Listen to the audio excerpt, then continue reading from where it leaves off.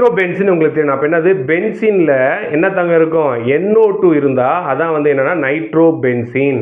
இது என்ன பண்ணணும்னா undergo electrolytic reduction strong acetic medium அப்படின்றாங்க. அப்போ எழுதிக்கங்க எலக்ட்ரோலிட்டிக் ரிடக்ஷன் அது அப்படியே எழுதிக்க வரணும் இல்லை எலக்ட்ரோலிட்டிக் ரிடக்ஷன் என்ன கண்டிஷன் அது முக்கியம் என்ன கண்டிஷன் ஸ்ட்ராங் என்னது அசிட்டிக் மீடியம் அப்படின்னா ஸ்ட்ராங் அசிட்டிக் மீடியமாக வைக்கிறாங்க.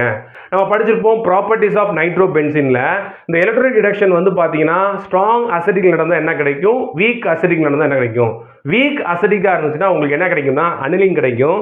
இங்கே என்ன நடக்குதுன்னா ஸ்ட்ராங் அசிட்டிக்கில் அப்போ உங்களுக்கு என்ன கிடைக்கும் பார்த்தீங்கன்னா ஃபினைல் ஹைட்ராக்சில் அமீன் கிடைக்கும். அப்போ உங்களுக்கு என்ன கிடைக்குதுன்னு பாருங்க ஃபினைல் ஹைட்ராக்சில் அமீன் அமீன்னா N போடுவோம் அங்கே ஹைட்ராக்சில் OH இதுதான் வந்து பார்த்தீங்கன்னா ஃபினைல் ஹைட்ராக்சில் அமீன். இந்த ப்ராடக்ட் என்ன ஆகும் அப்படின்னா ரீஅரேஞ்ச்மெண்ட் ஆகி இந்த OH ஆனது இதோட பேரா பொசிஷனுக்கு வரும். அப்போ எழுதுங்க ரீஅரேஞ்ச்மெண்ட் அப்படின்னு போடுங்க.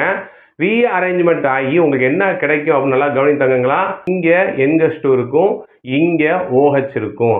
அப்போ உங்களுக்கு என்ன கிடைக்கும்னா பேரா அமினோ ஃபீனால் உங்களுக்கு கிடைக்கும். அப்போ என்ன ஆன்சர் உங்களுக்கு இங்கே பேரா அமினோ ஃபீனால் அது உங்களுக்கு கிடைக்கும்.